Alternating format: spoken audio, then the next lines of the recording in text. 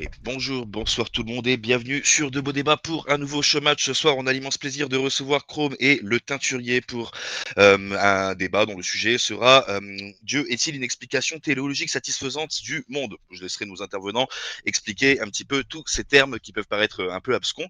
Bon, je vous rappelle les règles, 5 minutes d'introduction maximum chacun, 70 minutes d'échange libre et 5 minutes de conclusion maximum chacun. À la fin, on ouvrira une petite FAQ et le public pourra voter en attribuant 3 notes à chaque débatteur, une note en argument, une note en éloquence et une note en décence, sachant que les arguments valent pour QF2.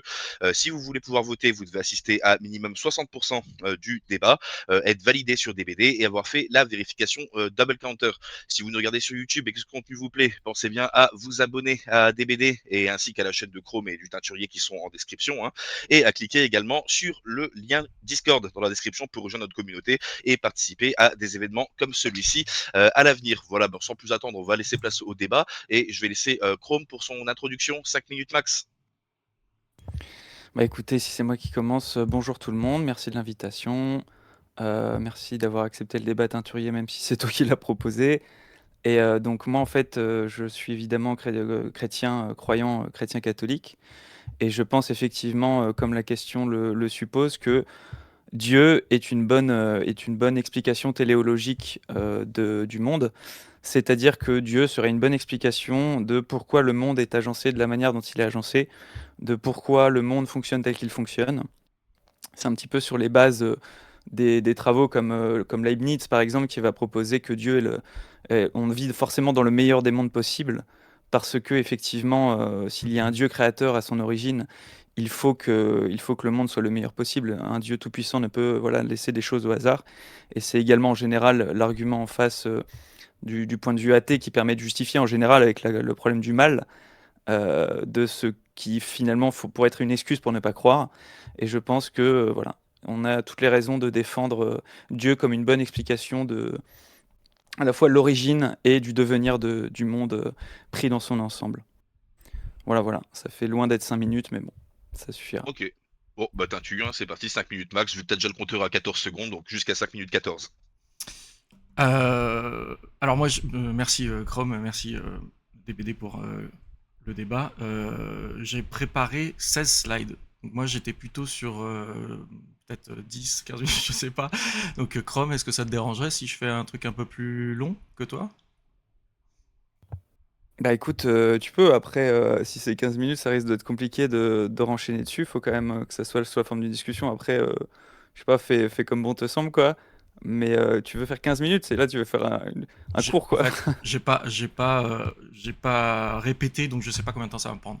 Je t'ai dit, peut-être, je peux essayer d'aller vite, mais je sais pas si ça fera 15 minutes, ça fera 7 minutes, 8 minutes, je sais pas. Vas-y, j'ai envie de te dire. On verra ensuite, mais bon, après, on verra si ça permet de faire un dialogue constructif, quoi. Vas-y. Ouais, c'est bon pour tout le Oui, monde? c'est bon, on voit. Ok, Tout à fait. donc qu'est-ce qu'un argument téléologique? Donc, il l'a dit, donc, généralement, c'est un argument qui va traiter de ce qu'on observe dans le monde. Le monde, là, j'ai mis des traits remarquables. Donc, l'argument téléologique, il peut faire intervenir beaucoup de choses. L'ordre du monde, le fait qu'il soit intelligible. Généralement, donc, téléologie, ça vient du terme télos en grec, qui veut dire finalité, fin, but, objectif. Et donc c'est ça, c'est une finalité apparente. L'argumenté logique peut être aussi formulé vis-à-vis de la complexité du monde, vis-à-vis de un certain nombre de valeurs, le fait que le monde soit bien ou que ce soit le meilleur des mondes. L'argument phare emblématique des arguments téléologiques, c'est l'argument du fin réglage, qui se base sur le fait que l'univers accueille la vie intelligente. Généralement c'est ça. Et ensuite, les arguments téléologiques. Moi, je vais m'intéresser à la forme la plus moderne, en particulier chez Robin Collins ou chez Luke Barnes, qui le formule d'une manière bayésienne. Donc, je vais proposer la formule de Bayes un peu plus tard dans les slides. Mais en gros, toute l'idée, ça va être de comparer différentes théories. Et l'idée de l'argument téléologique, c'est que à comparer une théorie sans l'existence de Dieu et une théorie avec l'existence de Dieu, celle qui contient l'existence de Dieu est une meilleure explication, ça va être un argument abductif pour trouver la meilleure explication pour cet ordre observé dans le monde ou cette finalité apparente du monde. Euh, Très bien. Donc là, je vais faire normalement 4 objections, je verrai si je prends trop de temps. Euh, Donc la première objection, c'est se base sur le fait qu'une explication doit être contrastive. Donc qu'est-ce que ça veut dire? On part du principe que les traits sont contingents, c'est-à-dire qu'on considère que le monde aurait pu être différent de ce qu'il est. En particulier, il aurait pu ne pas être ordonné, ça aurait pu être du chaos, il aurait pu ne pas contenir la vie, il aurait pu ne pas être le meilleur des mondes, etc. Et comme l'argument téléologique, c'est un argument objectif qui essaye de trouver la meilleure explication, je vais m'intéresser, et cette objection se base sur qu'est-ce que c'est qu'une explication.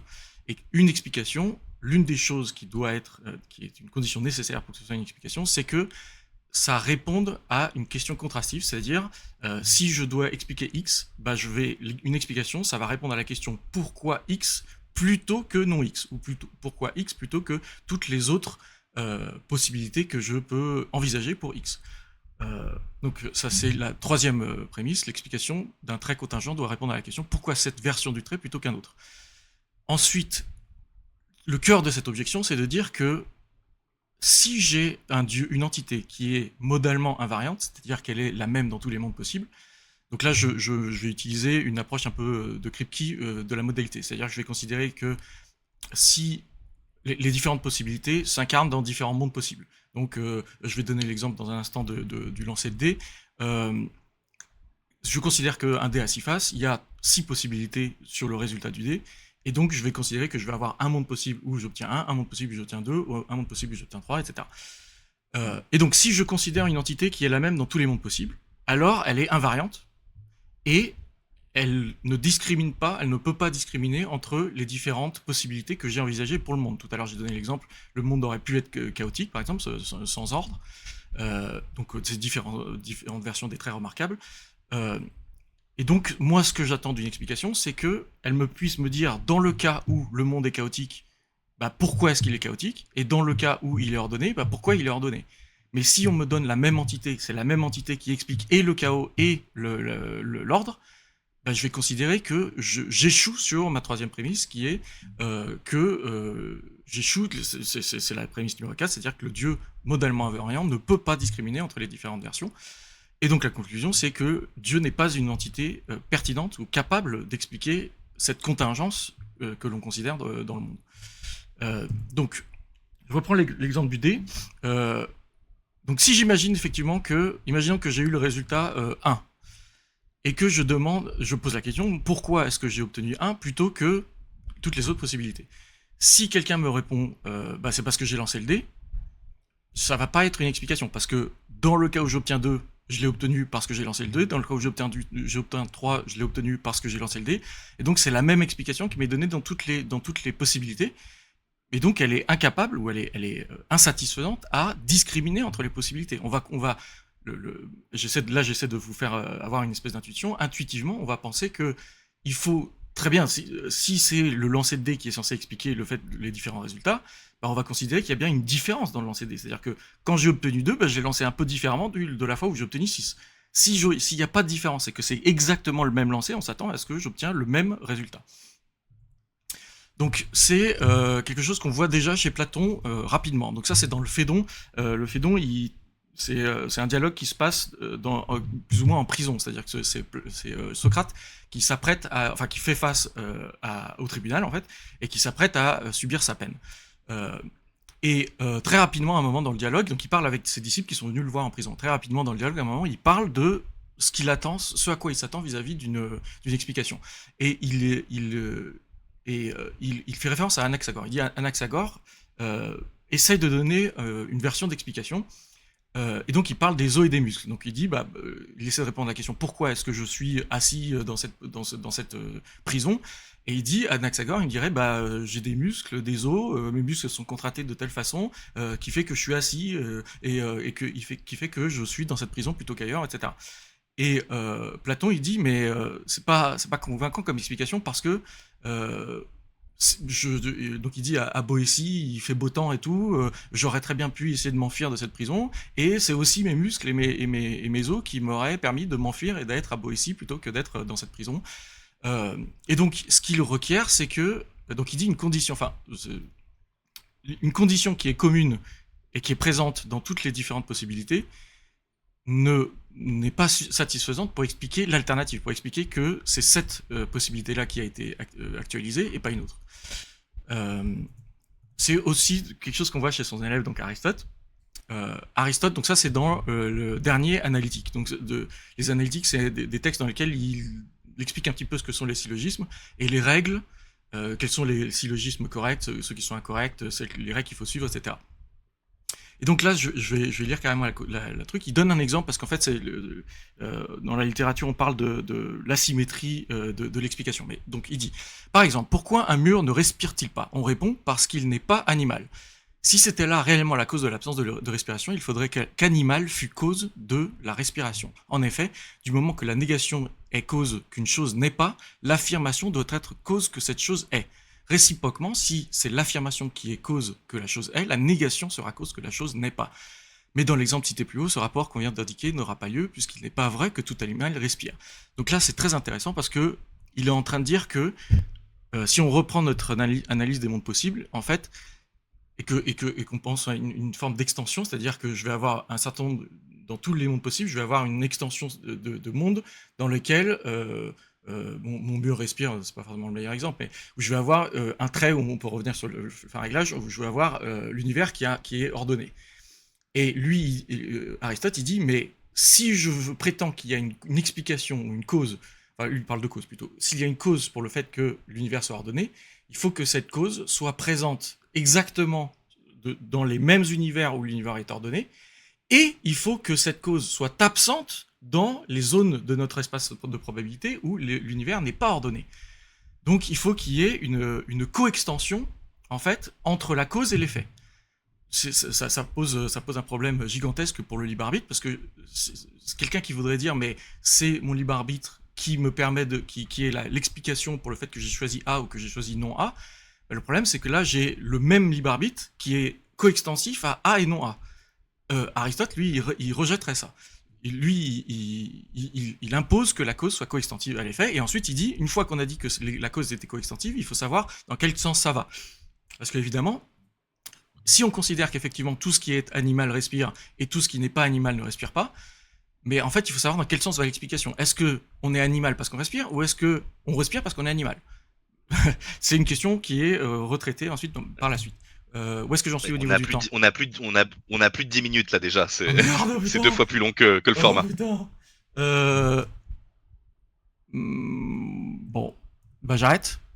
C'est dommage. Ouais, Bon, j'aurai peut-être l'occasion de revenir.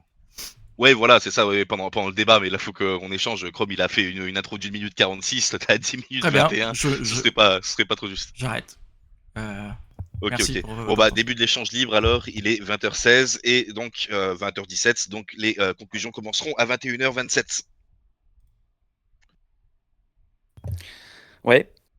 Alors, là, reprendre quasi... Enfin, je vais pas faire un truc point par point, hein. C'est assez intéressant parce que tu reprends de Francis Bacon à Socrate en passant par Aristote Et j'avais pas fini. Et t'avais pas fini. Mais le fait est que pour une inspiration téléologique du monde où un dieu n'existe pas, c'est quand même ta conclusion, tu arrives quand même à avoir des ressources de personnes qui sont quand même assez véhéments sur l'athéisme. J'avais Par Leibniz exemple, derrière. Hein. bah, on va y venir. Par exemple, j'ai pas de slide, mais il faudrait que je puisse partager mon écran du coup moi aussi, mais il faudrait que tu enlèves le tien, si tu peux garder ta slide sur le côté. Ah, attends. Ouais, on le peut même pas bouton partager que... en même temps. Ouais, c'est le même. Ouais, Okay. nickel. On peut pas partager tous les deux, très bien, c'est pour ça. Ouais. Parce que du coup, par exemple, là, Francis Bacon, sur l'athéisme, il va proposer que personne ne nie Dieu, qu'il y a un Dieu s'il n'y avait pas un intérêt à nier Dieu, en fait. Et dans l'explication téléologique que tu proposes, le problème de logique que tu vas trouver là-dedans, en fait, il est en quelque sorte, entre guillemets, débunké par les personnes que tu cites. Quand on prend par exemple Bacon, voilà, il tire même à boulet rouge en fait sur les fondements sur lesquels repose l'athéisme et la négation de Dieu, qui deviennent plus un argument d'explication, mais un combat à la manière du combat de Jacob contre Dieu lui-même. Et plutôt que de regarder les points d'intérêt qui permettent d'avancer dans une compréhension de ce qui est Dieu, tu arrives à la conclusion qu'il n'existe pas. Et en citant donc ces personnes-là, après, je ne dirais pas que je supporte les conclusions entières de Bacon, qui est particulièrement salée sur l'athéisme, mais de la même manière, par exemple, si pour toi, il y a un problème de logique, avoir une espèce de négation du libre arbitre, ça, c'est le problème qui se pose et on en avait déjà discuté, je le dis souvent. La mécanique quantique et la physique relativiste imposent de toute façon ce problème de logique. Et c'est pas pour autant qu'on nie l'un ou l'autre. Et ça devrait nous conduire à ça. Parce que la réductibilité de la physique relativiste à une physique qui est prédictible, ça n'est jamais devenu une cause pour supprimer l'un ou l'autre. Et c'est bien pour ça que dans la théorisation de l'univers à l'échelle microscopique et à la grande échelle, c'est d'associer les deux. L'idée qu'il y ait une espèce d'imprédictibilité fondamentale de la matière et qu'il y ait en même temps un monde qui est profondément déterministe avec voilà, pour simplifier, si on avait des capacités de calcul infinies, on pourrait calculer la trajectoire de tous les objets qu'il y a dans l'univers et finalement prédire le début et la fin de l'univers avec une précision absolue si nous avions les calculs, les outils mathématiques, un ordinateur quantique semi-divin, voilà, on serait en capacité de faire ça. Sauf que de fait, ce qui est un problème pour la logique pure, brute, j'entends, et c'est véridique, ne veut pas dire que c'est un problème pour le monde. Parce que si effectivement la logique, comme pour la scolastique, la manière de réfléchir Dieu ne peut pas se faire aux dépens de la raison, la logique humaine et notre capacité à faire des raisonnements, elle est très limitée. Et même si un déroulé comme ça d'expertise logique peut être séduisant et même arriver à une conclusion, ça ne veut pas dire que c'est un fait et ça ne veut pas dire que c'est quelque chose qu'on doit entendre. Par exemple, de la même manière que tu cites le Phédon, on a dans le Théétète qui définit ce qu'est la science, une espèce de merveilleuse analyse de Socrate, et où justement il propose de faire de l'homme la mesure de toute chose, en citant Protagoras. Et le fait de prendre comme mesure par la logique la science de la mesure, toi qui voulais faire par les statistiques, par la méthode bayésienne, de répondre comme ça à des problèmes logiques et à comprendre comment fonctionne le monde, on en arrive en fait à toujours la même conclusion des Grecs de l'Antiquité. C'est que en faisant de la science la sensation, on fait de l'homme la mesure de toute chose et donc tout devient relatif. La vérité n'existe plus et chacun, pourvu que son sentiment l'amène à ça, va conclure que sa vérité est la bonne et il aurait raison. Et puis l'autre, une vérité qui serait totalement opposée, aurait raison dans le système de Protagoras, qui est donc ce système d'une espèce de matérialisme où on nommait l'existence de l'esprit. Et en prenant donc l'homme comme mesure de toute chose, il fait un déroulé aussi super intéressant, Socrate. Alors désolé, j'ai pas de slide, donc je retrouve en même temps. Donc là, en fait, c'est vraiment le calcul de l'apparence. Parce que la logique a quelque chose de très séduisant, et c'est comme la mécanique quantique, c'est d'une précision infernale, et c'est excellent, ça donne très envie à un esprit mathématique et à un esprit scientifique. Mais en même temps, c'est exactement de la même manière que Penrose conclut, je paraphrase très vaguement, mais c'est ça qu'il dit. C'est que c'est d'une précision absolue, la mécanique quantique, c'est impressionnant, c'est ce qui fait l'intérêt des scientifiques, et en même temps, c'est un mystère aussi absolu. Et c'est pour ça qu'on en arrive à avoir cette espèce de certitude où dans n'importe quel autre domaine, on aurait fini par conclure que c'était faux, où on arrive à accepter, dans deux domaines d'expertise, à la fois le déterminisme de la mécanique, de l'étude de l'univers à grande échelle, de la mécanique relativiste, et en même temps, pour la mécanique quantique, on arrive à admettre qu'il y a une imprédictibilité fondamentale dans ces deux domaines, complètement contradictoires, et pourtant on les garde. Donc, aux dépens de la philosophie, je dirais, on fait ces conclusions-là, qui paraissent séduisantes, j'entends très bien, mais qui sont pas assez pertinentes au vu justement de quelqu'un qui aurait comme toi, je pense, l'amour de la philosophie antique et la perception de la pertinence voilà, de nos pères dans la réflexion philosophique qui nous ont bien précédés et qui ont dit des choses fondamentales. C'est quand même la conclusion de Socrate à la fin. Euh, on, on finit par à trouver cette explication. Je ne vais pas le dérouler entier du tête-à-tête, mais c'est toujours la même conclusion qu'on va trouver chez les philosophes grecs les plus éminents, qui sont les piliers de la philosophie aujourd'hui. C'est que c'est de l'ignorance et c'est d'être particulièrement intraitable que de prendre l'ensemble de ce qui existe pour ce qui se touche à pleine main et ce qui se prend à pleine main. La réalité du domaine de l'esprit, c'est devenu aujourd'hui, bien malheureusement, une espèce de chimère qu'on présente comme ça, alors qu'il y a quelque chose de tout à fait pertinent à la proposer. Maintenant, c'est vrai que là, pour tout le slide que tu as proposé, vu le temps qui me reste pour égaliser, il y avait plein de trucs, donc ça va faire un micmac de plein de choses. Mais c'est vrai que ça serait intéressant aussi d'avoir tes slides là pour rebondir dessus directement, parce que j'aime bien aussi partir dans les tours. Pour ce qui est pour le coup de l'explication finaliste, là pour l'explication de fond, à savoir est-ce que la logique brute de prédicat et d'analyse logique est purement satisfaisante, j'espère avoir démontré que c'est pas pleinement le cas. Et au-delà de ça, on va se retrouver avec autre chose. C'est que oui, l'explication finaliste du monde est très satisfaisante. L'explication de tout ce qui nous entoure, de pourquoi la conscience humaine, de pourquoi le beau, de pourquoi tous les sentiments humains et tout ce qui conduit l'homme à se lever chaque matin existe, c'est bien un cadre finaliste.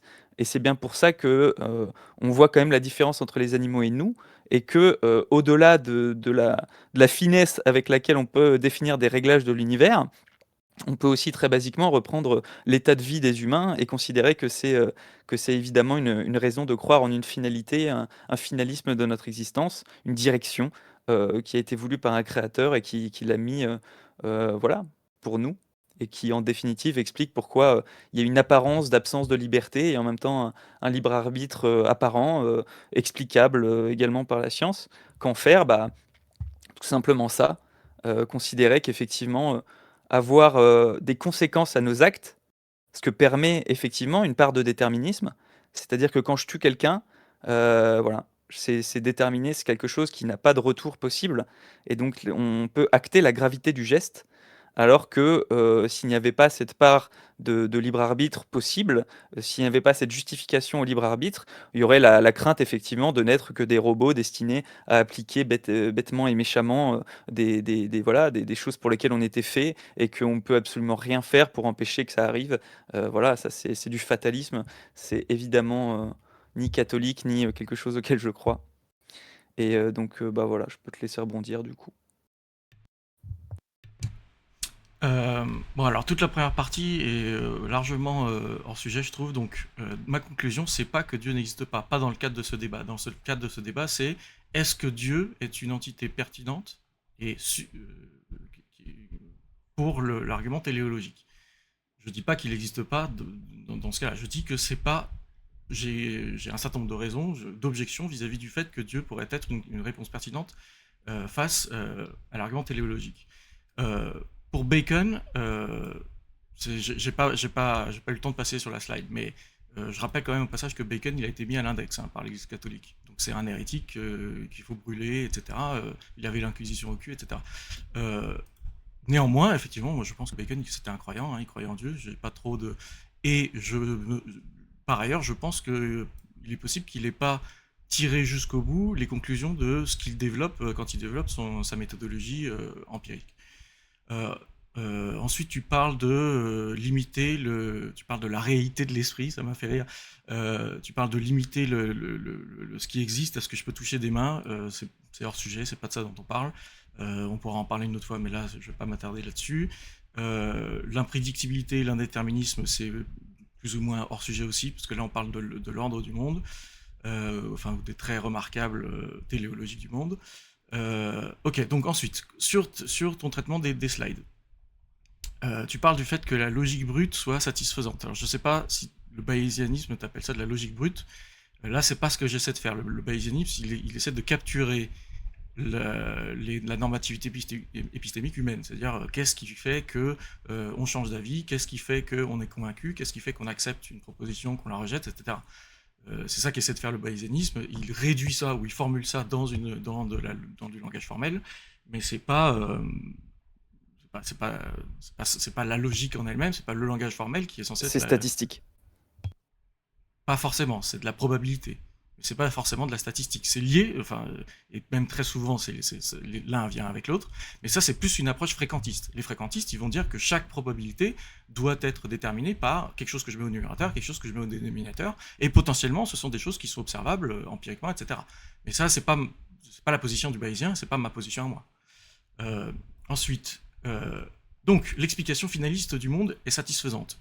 Tu auras remarqué que je remets pas ça en question. Là, dans les objections que j'ai proposées, je remets pas le fait qu'il y ait une explication finaliste du monde. Je dis que Dieu n'est pas une entité qui permet d'expliquer cette finalité dans le monde, puisque Dieu est considéré comme un être nécessaire, c'est-à-dire modalement invariant. C'est-à-dire qu'il est le même dans tous les mondes possibles.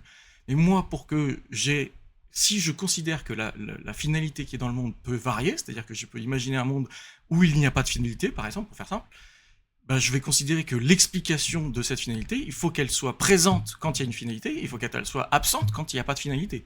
Mais là, Dieu est censé être présent dans tous les cas. Donc, Dieu ne peut pas répondre à la question de la finalité. Par ailleurs, l'une des slides que j'avais préparées, c'est la troisième objection que j'avais préparée, c'est ce qui s'appelle, qui est lié avec l'axiologie, qui s'appelle axiarchisme. Axiarchisme, je ne sais pas comment on le dit en français. Et toute l'idée, c'est de dire que les valeurs de la téléologie, les valeurs finales, la finalité dans le monde, ne nécessitent pas un esprit.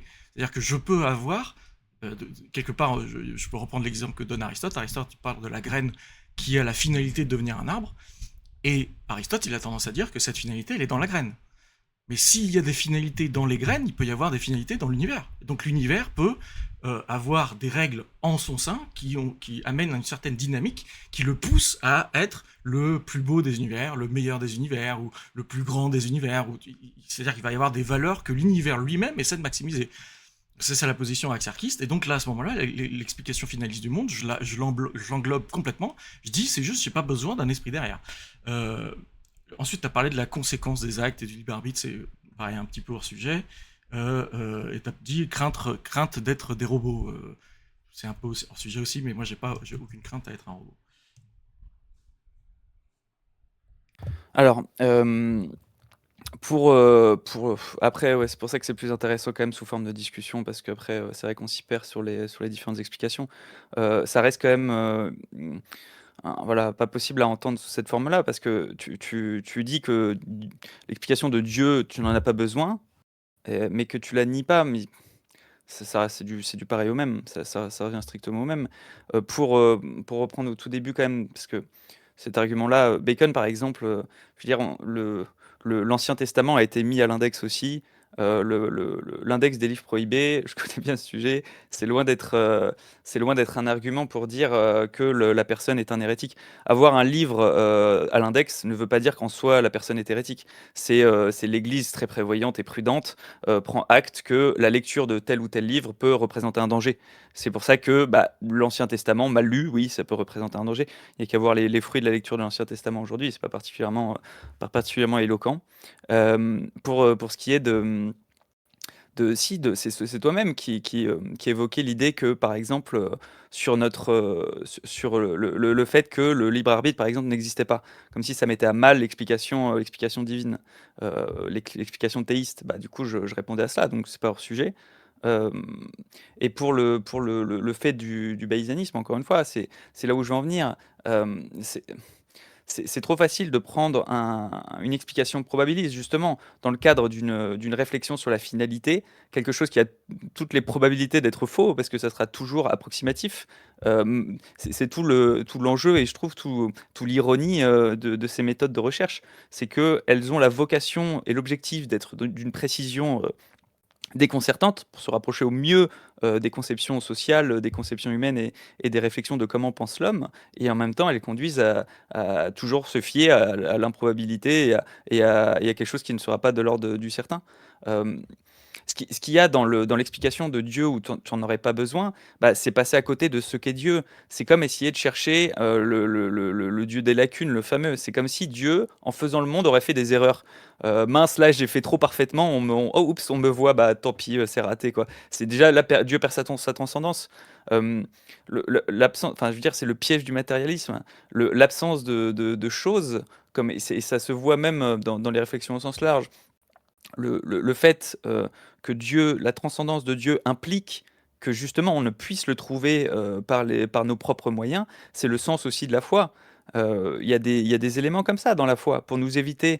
Le but de l'ensemble de l'univers, dans une finalité, dans une explication téléologique du monde avec Dieu à sa base, c'est pour l'homme. C'est pour l'homme que le monde a été fait. Et pourquoi le monde a été fait pour l'homme, pour notre bonheur, mais aussi pour créer une relation d'amour avec Dieu. Et c'est totalement sensé dans ce cadre-là que, au-delà de ton explication où tu n'en aurais pas besoin, ou si, au contraire, on en a besoin. Parce que l'absence de certitude, bah, ça te donne les 3 critères donnés par saint Paul, que ces 3 choses demeurent, la foi, l'espérance et la charité. Et au sommet de ces 3 choses, la charité, s'il y avait la certitude de Dieu, la foi, non, ce serait même pas une vertu, elle n'existerait pas. C'est même l'explication finaliste, justement, sur pourquoi la charité est la plus grande des choses, c'est qu'au ciel, la foi, elle n'existera plus, ça serait une connaissance. On verra Dieu face à face. Alors que l'espérance, de la même manière, la deuxième vertu, qui est encore en dessous de la charité, elle n'aura plus aucun effet. Il n'y aura pas de menace de guerre, il n'y aura pas de menace de mort subite, il n'y aura pas de méchanceté, il n'y aura pas de mauvaises actions. L'espérance sera comblée. Et donc, à la fin, il ne restera que la charité. Et que la charité s'exprime dans un monde où des atrocités existent, bah, moi je pense que ça bat en brèche précisément les seuls arguments qui pour moi peuvent déstabiliser les personnes. Se dire comment il peut y avoir un Dieu bon alors que du mal aussi atroce peut se produire. Eh bien, c'est justement là où le meilleur des mondes se place. C'est que c'est précisément dans ce monde où existe la liberté d'agir que nous pouvons exercer la possibilité d'être bons par nous-mêmes, que nous pouvons voilà, exercer cette liberté de l'être et que nous pouvons aussi combattre le mal en fait. Dans un monde où tout le monde n'a pas le choix d'être autre chose que bon, Dieu enlève à tout le monde la capacité d'être mauvais, on n'est pas bon. On n'a pas le choix d'agir selon le bien. Ce seraient des mots qu'il faudrait trouver, je vois même pas comment les expliquer parfaitement là tout de suite, mais ça serait absolument insatisfaisant du point de vue de la création d'un être qui agit par amour, pour l'amour, entre Dieu et les hommes, quoi.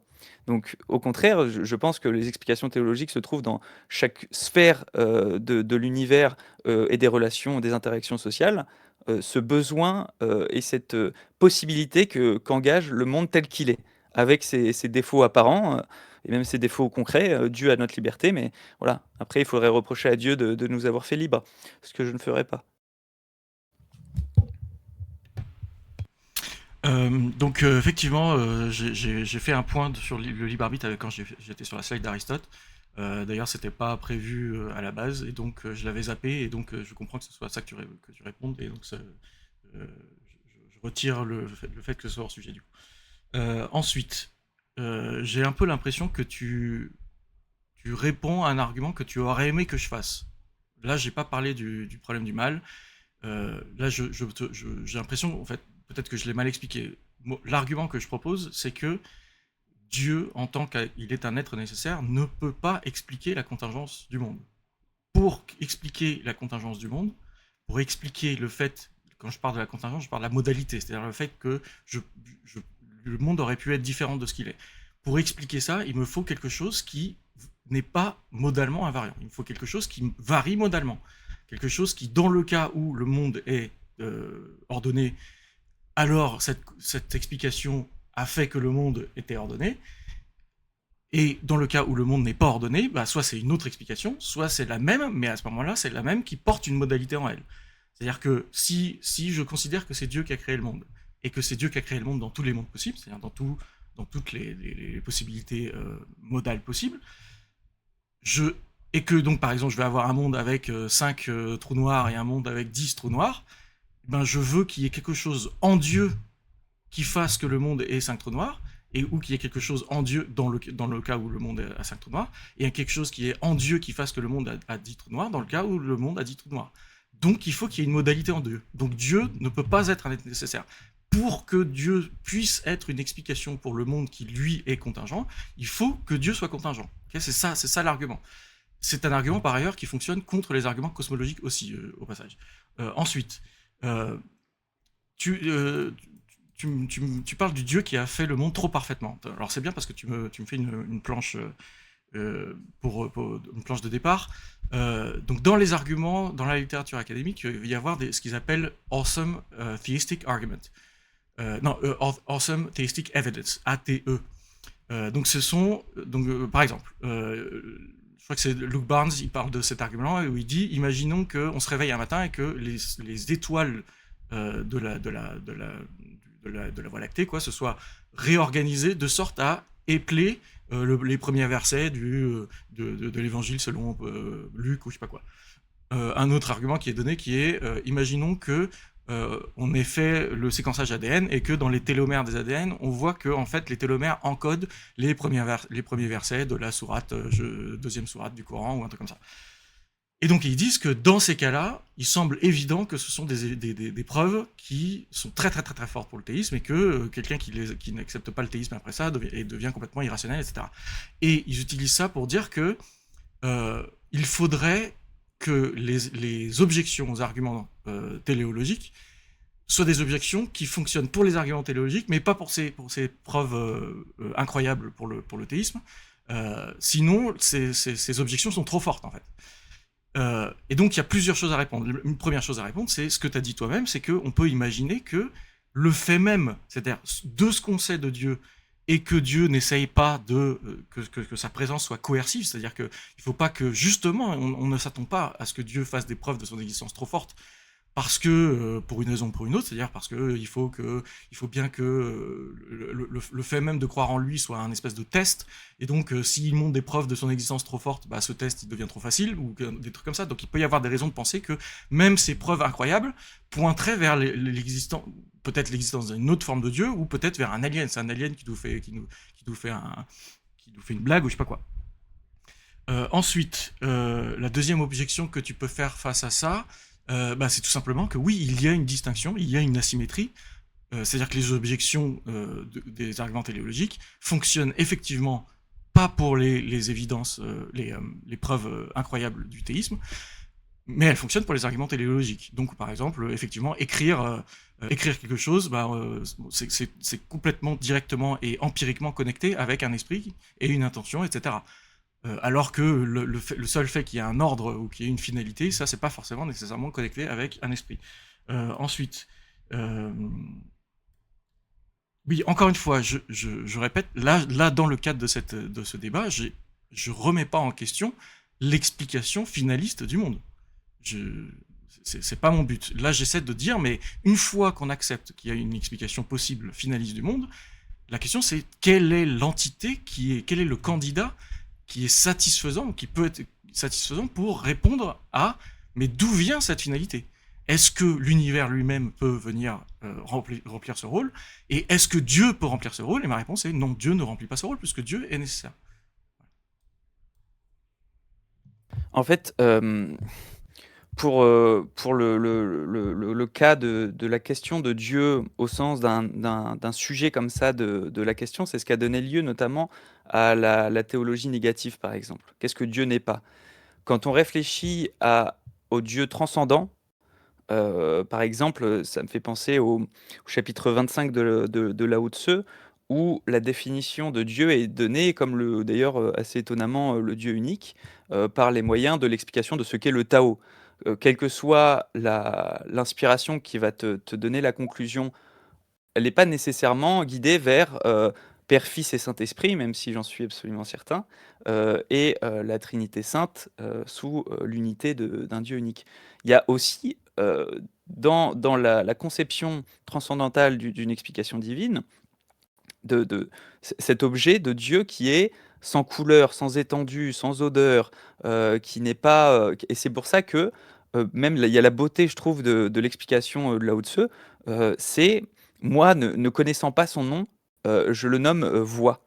C'est précisément pour ça qu'est donnée au taoïsme cette explication de voix comme une espèce de conscience de quelque chose qui est supérieur, qui nous dépasse, mais sans révélation de Dieu direct, il lui donne pas de nom. Enfin, il lui donne un nom, mais il le comprend pas lui-même. C'est-à-dire qu'il arrive à le pressentir, à le justifier, à l'expliquer.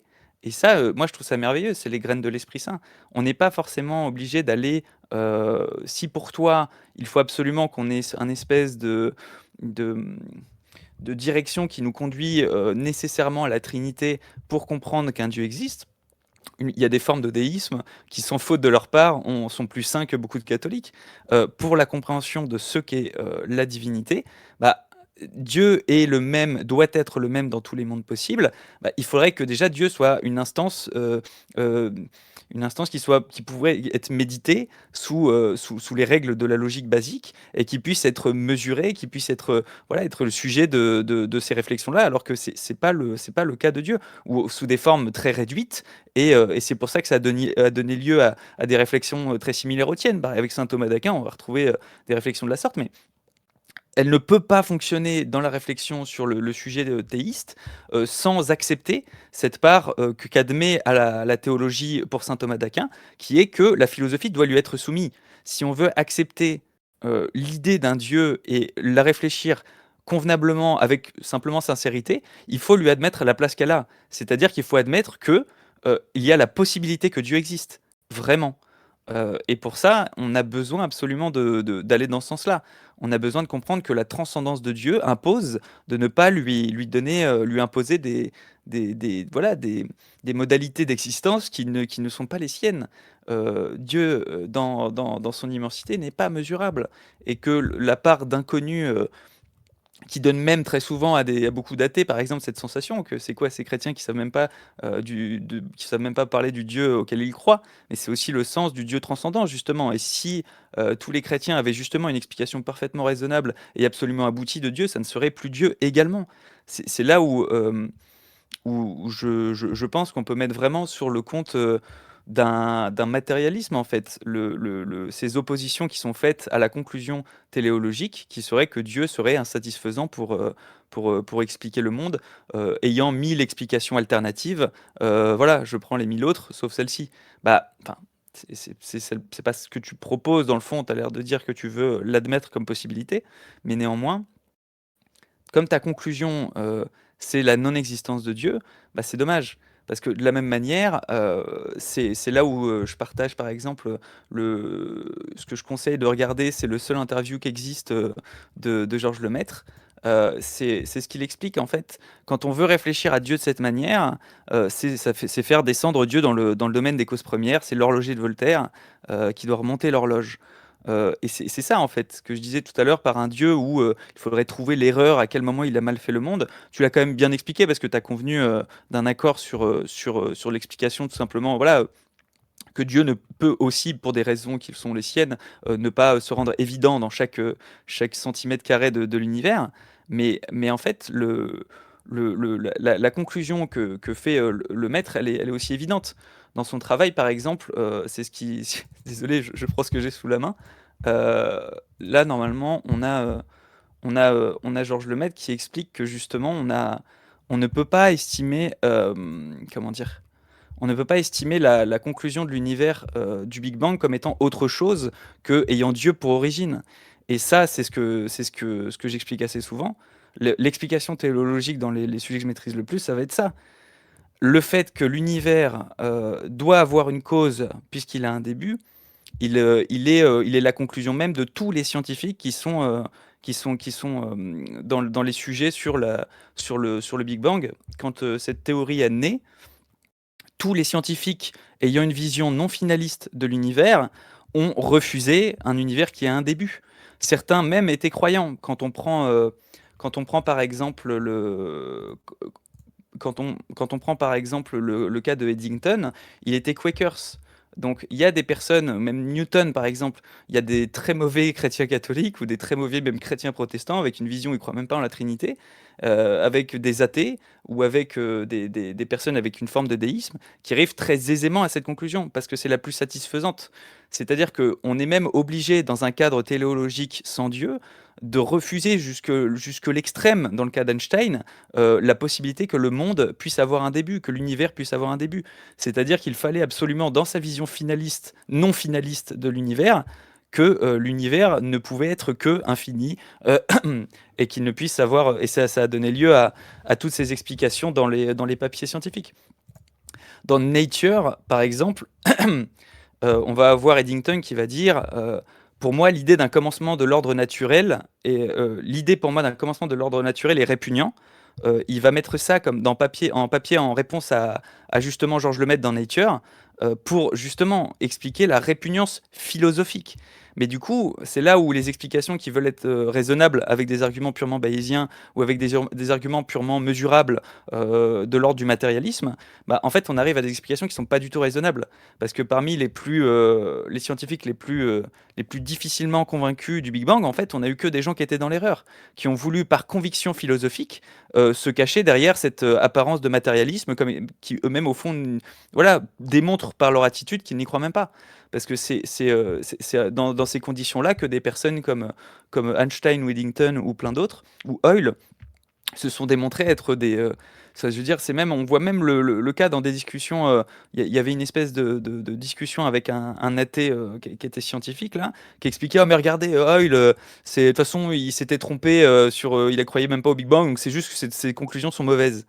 Mais c'est inaudible, en fait. C'est là où le cadre qui va souvent être reproché aux croyants, comme vous croyez votre Dieu, vous allez le justifier jusqu'au bout, bah, en fait, l'athéisme procède de la même manière. C'est comme la conviction idéologique est gravée dans la tête des gens, bah, en fait, on en arrive tous à la même accusation possible. C'est que la réponse la plus satisfaisante, on ne la prend pas. Merde. Je pouvais continuer, excuse-moi, j'aurais peut-être dû regarder que tu finissais ta bouchée, mais voilà, enfin, je pense qu'il y a matière quand même à c'est un répondre. peu, décontenançant parce que j'ai presque l'impression que tu utilises ce débat pour faire ton prêchi-prêcha. C'est-à-dire, tu dis, bah, très bien, il y a du public, je vais pouvoir dire ce que j'ai envie de dire. J'ai pas du tout l'impression que tu es en train de répondre à ce que... Là, le sujet, là, tu as ressorti la conclusion de la non-existence de Dieu. Encore une fois, c'est complètement hors sujet. C'est pas du tout ce que j'essaie de faire. C'est pas ce que je fais dans le cadre de ce débat. Dans le cadre de ce débat, il s'agit de l'argument téléologique et du fait que Dieu soit un candidat pertinent pour la finalité dans le monde. Tu es parti sur le fait que tu es différents scientifiques qui ne considéraient pas une perspective finaliste du monde, etc., dans leur explication. Hors sujet, là, c'est pas ce que je remets en question. Potentiellement, j'aurais pu le faire, mais c'était pas dans les objections que j'avais présentées, que j'avais prévues. Donc, je vais revenir sur ce que les peu de choses intéressantes dans le sujet que tu as dit. Je précise quand même juste, excuse-moi, juste parce que tu vois, tu as fait 10 minutes de présentation, mais on n'est pas dans un questionnaire de réponse où ta slide était le cadre de la discussion. Donc moi, voilà, je pose le plus cadre pertinent, de la discussion, à savoir... c'est le sujet. Le sujet, c'est est-ce que Dieu est une entité pertinente pour la question de l'argument Et un début à l'univers, et justement impose une réponse téléologique, à savoir un finalisme. S'il y a un début, c'est qu'il y a une explication finaliste. Il y a un commencement, une fin. Il y a quelque chose qui encadre téléologiquement le monde. Bah, tout simplement ce que j'ai notifié. C'est pour ça que j'ai donné cette explication. C'est que là, quand les scientifiques les plus éminents de leur époque, et même encore aujourd'hui, réfléchissent à ces questions, leur conception philosophique, leur conception idéologique prend le pas sur la raison. Le fait que Einstein ajoute une constante cosmologique, le fait que Euler refuse et même se moque que Eddington fasse même un papier dans Nature en disant c'est philosophiquement dégueulasse ce truc, je paraphrase à peine en plus, j'exagère même pas le truc, c'est la démonstration que des personnes avec les pieds sur terre, okay. avec une... Vas-y. Encore une fois, si tu considères que toute chose qui commence à exister doit nécessairement avoir une finalité derrière. Donc, si tu veux, acceptons ça dans le cadre de la discussion. Là, l'étape d'après, c'est, mais du coup, d'où vient cette finalité ? Est-ce que cette finalité, elle peut être dans la chose qui a commencé à exister ? Est-ce que la finalité doit être dans quelque chose qui est extérieur à la chose qui a commencé à exister ? Est-ce que la finalité doit nécessairement être à l'intérieur d'un esprit ou se manifester dans un esprit ou dans une intention? Est-ce qu'une chose qui est non mentale ou impersonnelle peut être, ou non agentive peut être, peut avoir des finalités? Donc ça, c'est le axiarchisme. Ensuite, il y a les problèmes. Donc, tu as parlé de la volonté divine. Donc, dans la littérature académique, il y a toute une objection qui traite de la psychologie divine. Si on lit justement, par exemple, les textes chrétiens, dans les textes chrétiens, et on peut penser au 1er siècle ou même le 1er millénaire avant notre ère, c'est pas délirant de penser que si on imagine qu'il y a une entité puissante et douée de volonté qui a créé notre monde, bah, la seule chose que j'ai besoin d'expliquer par ça, c'est la Terre, telle qu'ils la connaissent un millénaire avant notre ère, et les êtres humains et tout ce qui est important dans la vie de l'être humain, donc les questions morales, les questions de la survie, ou les questions d'esthétique, etc. Et à ce moment-là, c'est pas débile de se dire, bah oui, d'avoir un dieu qui dit, bah j'ai créé une terre plate avec un dôme, de la flotte au-dessus, la Terre est le centre du monde, etc. Mais au fur et à mesure que nos technologies d'observation augmentent et qu'on se rend compte qu'en fait, la Terre n'est pas au centre du monde, qu'en fait, il y a des milliards et des milliards et des milliards de galaxies avec des milliards et des milliards et des milliards de planètes comme la nôtre, bah, d'un seul coup, en fait, il faut mettre à jour la théologie, c'est-à-dire qu'il faut mettre à jour la psychologie divine, parce que du coup, on n'est plus face à un Dieu qui voulait seulement créer une terre et la mettre au centre de sa création, avec l'homme au centre de sa création, et s'intéresser aux relations qu'il pouvait avoir avec les hommes. On se retrouve avec un Dieu qui doit aussi s'intéresser, bizarrement, à des milliards et des milliards de galaxies. C'est pour ça que je crois que c'est Paul Draper et je crois que Richard Carrier, il en parle aussi. Il y a quelque chose qui s'appelle aesthetic deism, c'est-à-dire mais l'observation du monde, si on garde cette finalité et si on garde l'idée que c'est un esprit qui a créé le monde, bah, il semblerait que de ce qu'on observe dans le monde, ce soit un esprit qui soit plus intéressé par les galaxies que par nous, ou potentiellement ce qui soit plus intéressé par le vide. Donc esthétique des hommes, c'est une entité qui cherche à créer le beau, parce que on peut partir de l'idée que les galaxies sont belles, que les supernovas sont belles ou des trucs comme ça, ou que les trous noirs sont jolis à observer, et du coup en fait on est face à donc c'est du déisme, donc c'est un créateur quoi qui a créé des galaxies avec des trous noirs et des supernovas. Et du coup nous on est plus on faisait il y a eu même une autre version de esthétique des hommes où en fait les scénarios qu'il y a entre humains, les plots, le côté tragique de la vie humaine offre un plaisir esthétique. On peut le voir d'ailleurs dans un bon roman ou un bon film. Ça peut être un film dans lequel justement il y a un méchant. Il y a un méchant qui se confronte à un gentil et qui perd ou qui gagne à la fin, etc. Et que c'est cette confrontation qui fait le côté intéressant du film, ou esthétiquement plaisant. Et du coup, ça offre aussi une explication plus satisfaisante au mal et à l'existence du mal, parce que sans le mal, bah, il n'y a pas la tragédie, et sans la tragédie, bah, c'est ennuyeux, quoi. Tu parlais du taoïsme, il y a aussi, chez Philip Goff, il y a cette idée que l'existence du mal peut être plus simplement prise en compte si on change la théologie, et qu'on dit que Dieu n'est pas tout-puissant. C'est-à-dire que Dieu a l'intention de faire tel monde ou tel monde, peut-être, mais il n'y arrive pas. Et donc, ça permet d'expliquer pourquoi il y a du mal. Alors, pour l'explication que tu as proposée, c'est justement tout le reproche qui est fait aux croyants par Jésus lui-même. En fait, au fur et à mesure de l'existence du christianisme et même dans la judaïté, on sait très bien que les pharisiens, ça a été difficile avec le Seigneur, et que en général, les plus croyants, c'est ceux qui ont un accueil les plus abrupt avec le Seigneur. Bah, c'est justement pour ce genre de conclusion. C'est parce qu'ils confondent l'importance de pourquoi le monde est tel qu'il est.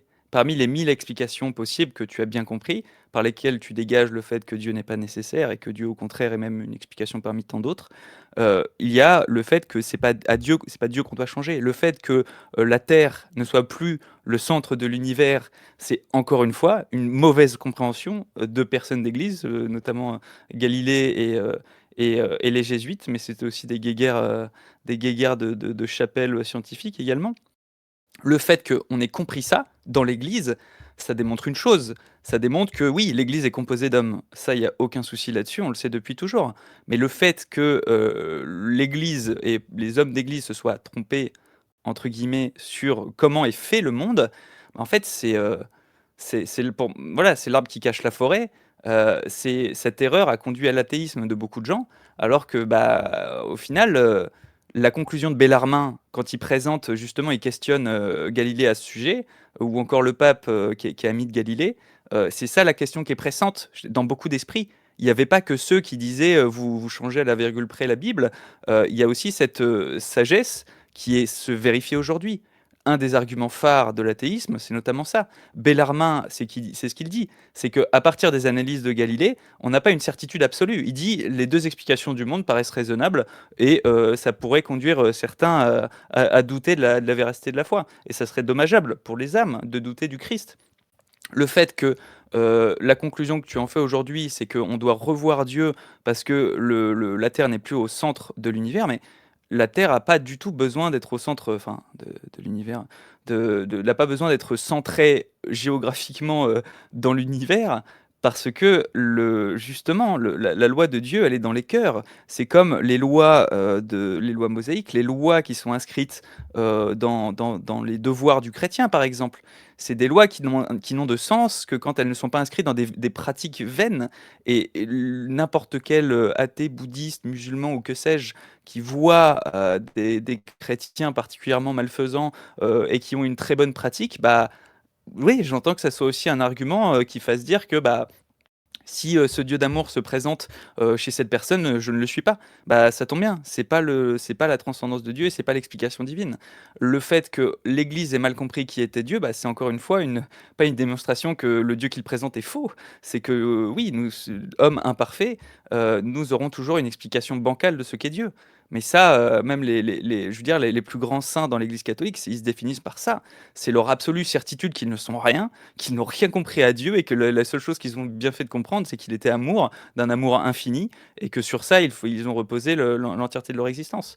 Mais c'est certainement pas sur justement cet orgueil à penser pouvoir, c'est même, voilà, c'est connu des gens les plus saints et les plus appréciés pour leur sainteté et leur vie de vertu à cette époque, c'est justement ceux qu'on dit alors attention, la Bible, c'est encore aujourd'hui même une épreuve qui a permis à l'Église de faire une lecture de la Bible un peu plus aussi raisonnable, c'est-à-dire de ne pas prendre au pied de la lettre chaque virgule qui existe. Le monde n'a pas été fait en 7 jours de 24 heures, et cela ne replace pas Dieu au point de devoir dire voilà, finalement on s'est trompé de Dieu, il faut le reprendre, qui n'a pas mis l'homme au cœur de la terre, enfin au cœur de l'univers, je veux dire, au cœur de sa raison, sa finalité.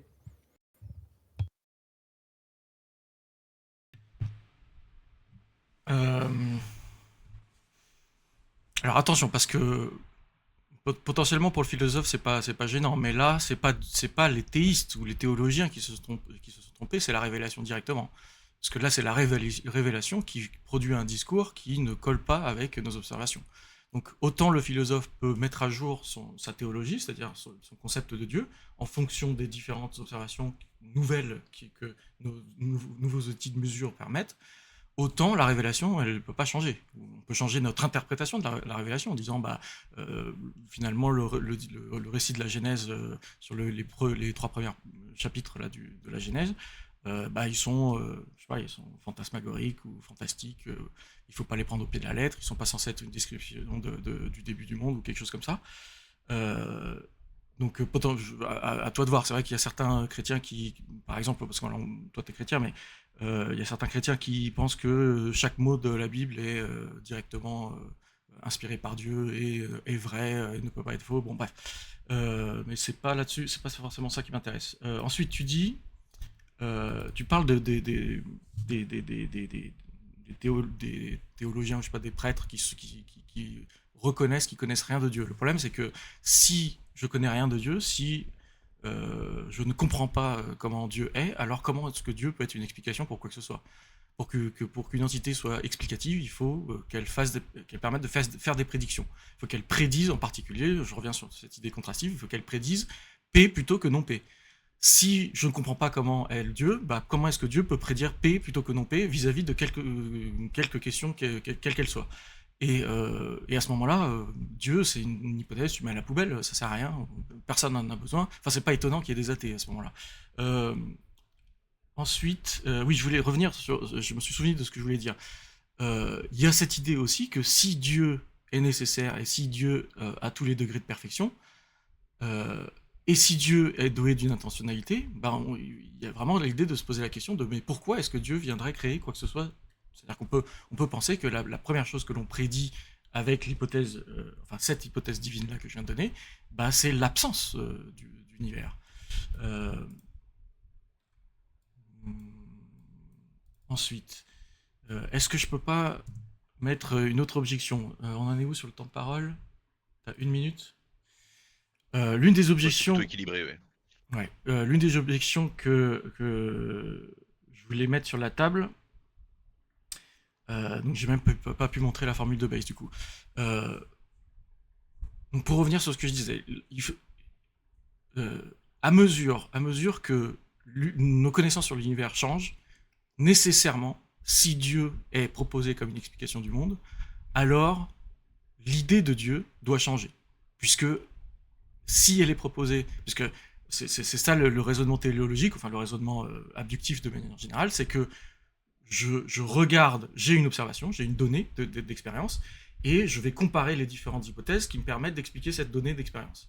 Donc à mesure que cette donnée change, cette donnée va me permettre de sélectionner différentes hypothèses, puisque j'avais une hypothèse qui prédit plus facilement, avec une plus grande probabilité, le fait qu'il n'y ait qu'une seule galaxie, par exemple. Et j'ai tout un tas d'autres hypothèses qui prédisent qu'il y en a plus d'une. Dès l'instant que je découvre qu'il y a plus d'une galaxie, normalement, ça va me faire changer l'hypothèse que je vais sélectionner comme étant explicative de la donnée que j'ai observée. Donc, ça fait de Dieu quelque chose de changeant. Tu peux postuler par ailleurs qu'il est nécessaire, parce que c'est sa nature, etc. Le problème, c'est que du coup, avec l'évolution dans le temps, ce Dieu va acquérir des attributs qui sont nouveaux et qui sont censés expliquer les nouvelles observations. Donc ça, c'est encore une autre question, puisque moi, je rappelle que mon argument, c'était de dire que c'est le fait même que Dieu soit nécessaire, qu'il soit modalement invariant, qui fait qu'il ne peut pas expliquer l'univers, puisque l'univers, lui, n'est pas modalement invariant. C'est alors en plusieurs points, on va commencer par le début de ton explication sur la Bible elle-même. Elle n'est pas sujet au changement. C'est de la même manière une mauvaise compréhension de la lecture biblique, surtout d'un point de vue catholique, que de l'explication aussi d'un Dieu transcendant qui serait appelé au changement ou sinon à une espèce de fixité, d'un livre, de marbre. L'explication sur pourquoi l'écriture sainte est proposée de cette manière, il y en a plein et c'est très riche. En fait, déjà, il y a l'idée que justement, pourquoi l'idolâtrie est condamnée dès l'Ancien Testament avec tant de fermeté et pourquoi elle continue? Parce que on a tendance à mettre beaucoup d'idoles et beaucoup de choses au-dessus de Dieu. Et dans l'idolâtrie, il y aurait eu aussi cette possibilité-là. On le voit par exemple avec le Coran, c'est très rapide. On peut idolâtrer le Coran parce qu'il est parole de Dieu et là, pour le coup, qu'on ne change pas à la virgule près selon les écoles. Mais en tout cas, là, pour la Bible, c'est le cas. Cette manière dont les Écritures saintes se présentent permettent au contraire une lecture très raisonnable, c'est-à-dire d'avoir un texte qui est le socle de notre foi. Si Dieu avait donné un texte qui pouvait être sujet à modification et interprétation au point d'en faire des nouveaux textes, et chaque génération aurait pu avoir son lot de faux prophètes qu'on aurait suivis, et Dieu aurait été inconséquent et nous aurait laissé, aurait laissé le monde courir à sa perte. Et en même temps, le fait qu'il ait donné les Écritures saintes, qui donc ont cette forme sont sanctifiées, qui donnent cette impression qu'elles ne sont pas changeables à la virgule près, c'est leur ôter aussi la réalité. L'évangile selon saint Matthieu, tout est dans le terme.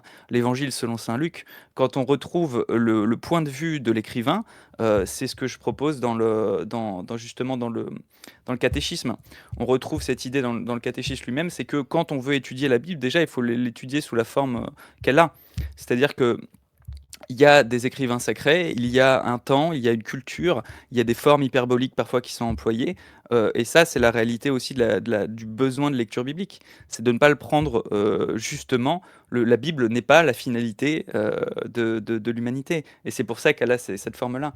De la même manière, on va retrouver avec Divino Afflante Spiritu, sur l'étude biblique, le fait que la manière dont est rédigée les Écritures saintes, c'est dans le but de nous exciter à chercher ce qu'il y a dedans, qui nous parle de Dieu.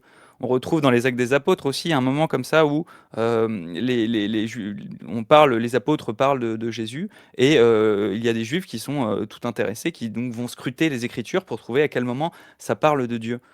Ça, c'est au contraire, c'est très satisfaisant de voir comment, au travers des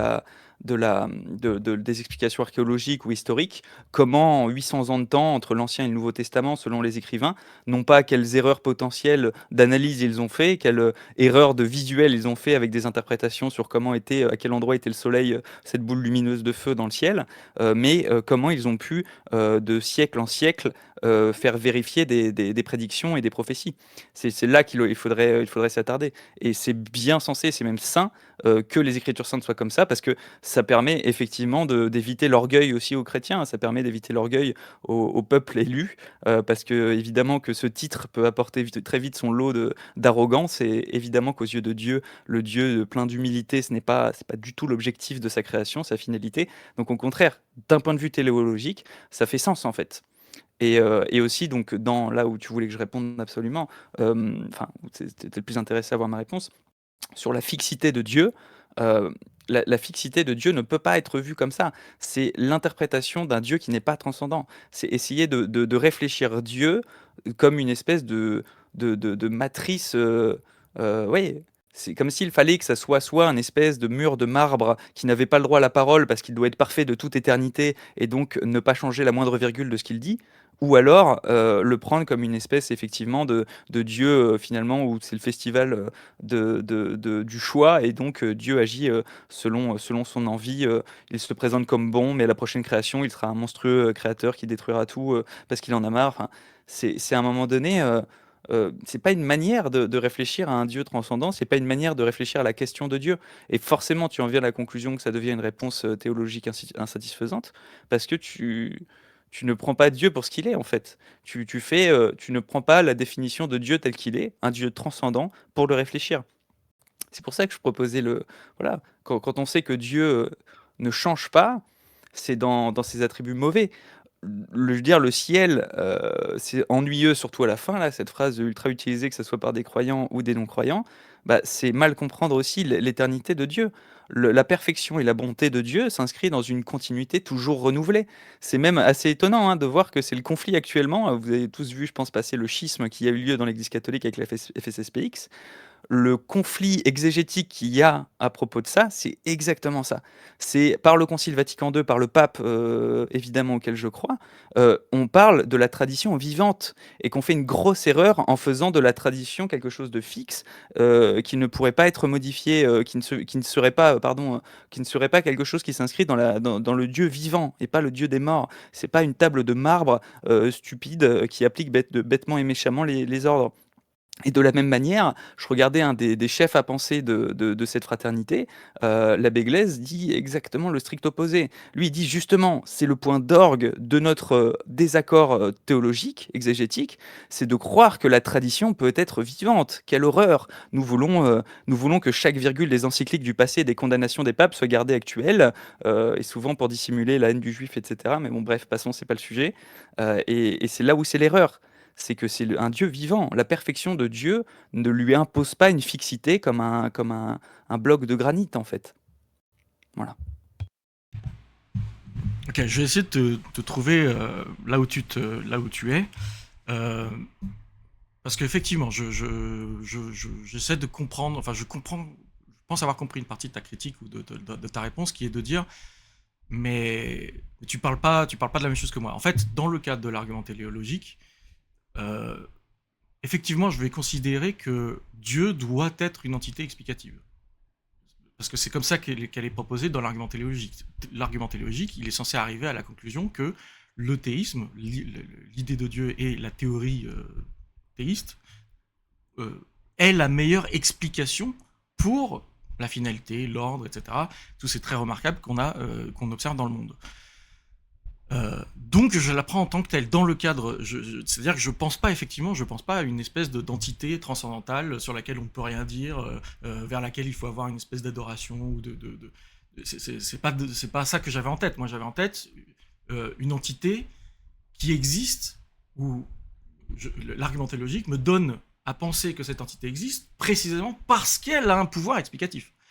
Alors que toi, là, t'es presque en train de me dire, mais non, mais comme c'est une entité transcendante, bah, quelque part, on s'en fout qu'elle ait un pouvoir explicatif ou pas. C'est-à-dire, justement, je la comprends pas, je peux pas en dire grand-chose, je dois avoir une espèce de révérence face à cette chose qui me transcende.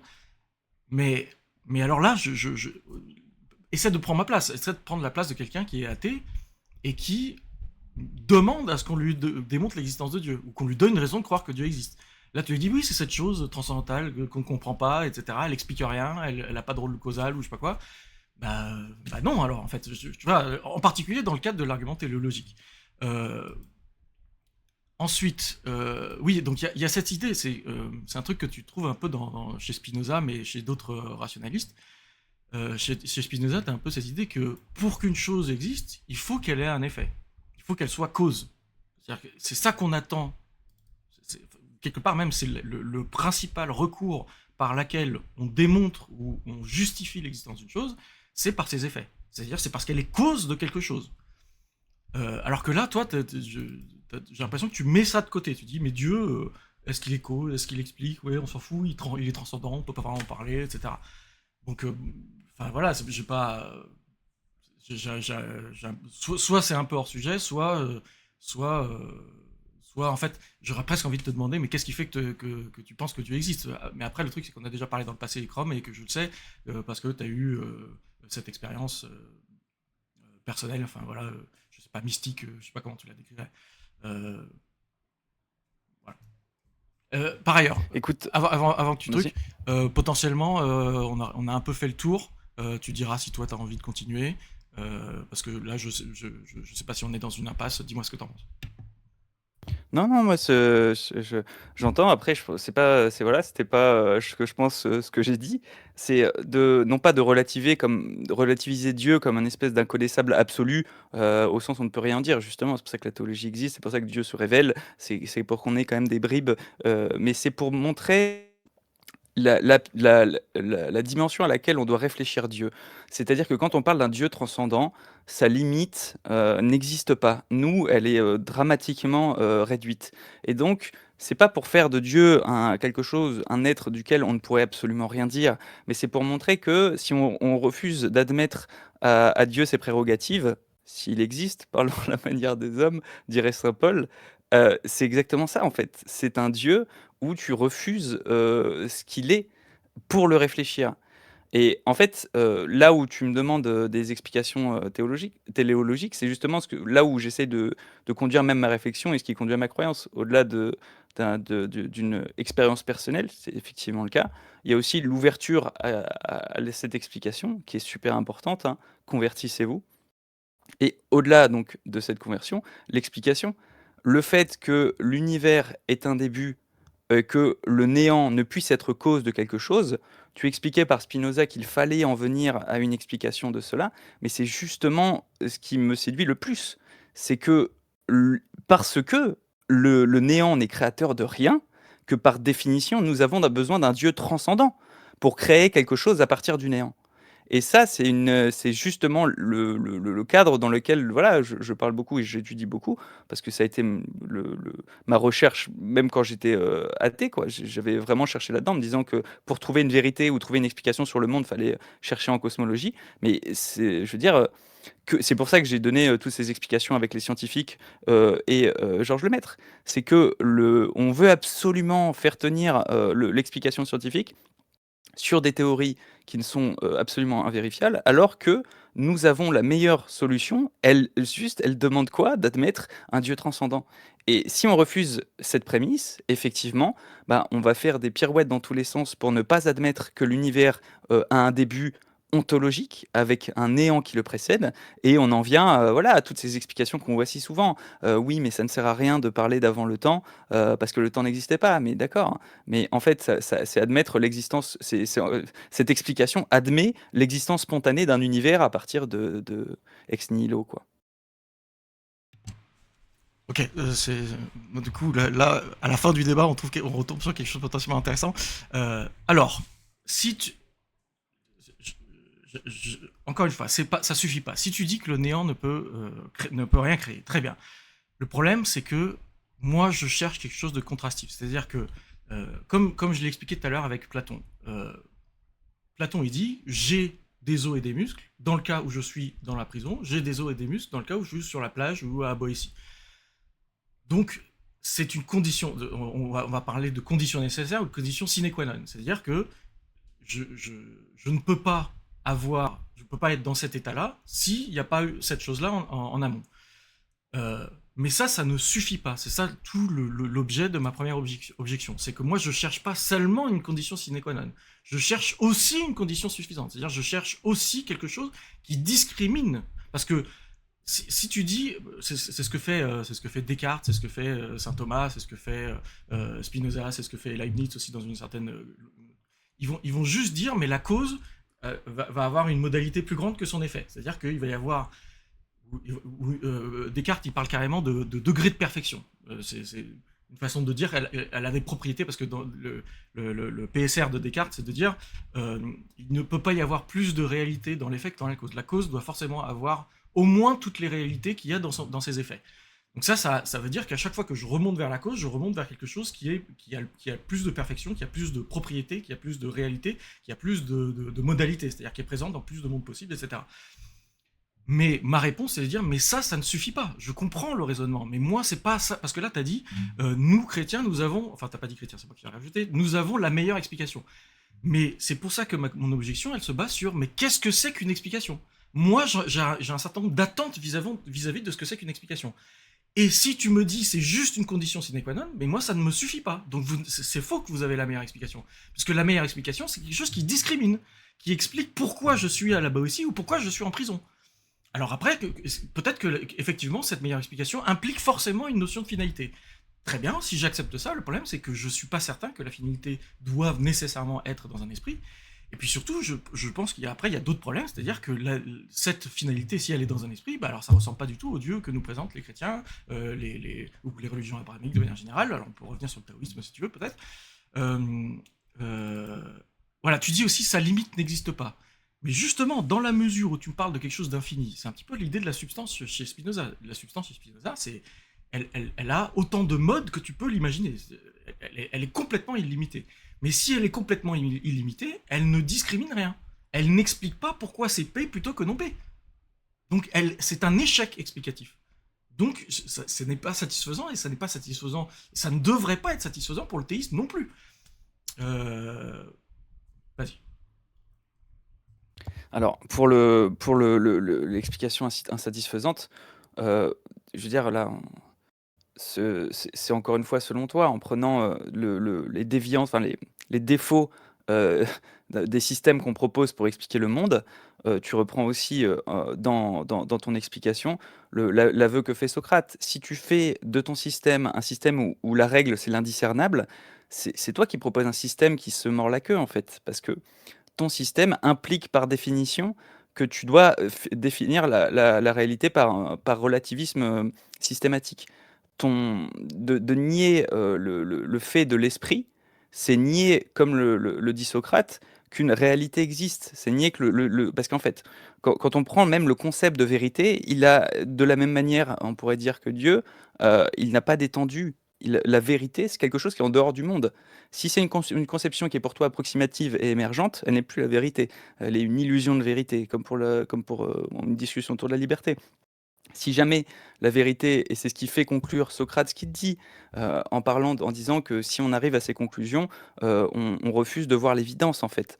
Je veux dire, faut regarder quand même avec quel Socrate, qui est quand même, bon, il s'est fait tuer aussi pour ça, il mâchait pas ses mots, mais si sa conclusion, elle est toujours aussi actuelle et toujours aussi présente en philosophie, c'est parce qu'elle est extrêmement pertinente. Le fait qu'on ne peut pas dire que le monde physique puisse être limité à lui-même, ça passe par là. C'est parce que sinon la notion même de vérité devient relative et du coup la vérité n'existe pas. Si on refuse d'admettre si pour toi la réflexion sur le sujet divin doit se limiter à des réflexions logiques sur des calculs et et des dimensions de perfection, en fait, on n'en arrive jamais à la réelle question de Dieu. Parce que déjà, pour réfléchir à la question de Dieu, il faut admettre évidemment le phénomène de l'esprit. Il faut admettre évidemment que notre réflexion là même, si on devait être parfaitement matérialiste, n'est qu'un brassage d'air et de vibrations depuis plus d'une heure, alors que nous, non, dans notre esprit, il se passe plein de choses et ça nous amène soit à des conclusions, à des révoltes intimes ou à des questions. Mais ça, voilà, je pense, évidemment pas le cas quand on a un sujet, surtout en philosophie, en fait, de réflexion qui va profondément quelque part. On se rend bien compte que limiter les réflexions à un phénomène calculatoire ou bayésien, ça a des graves limites.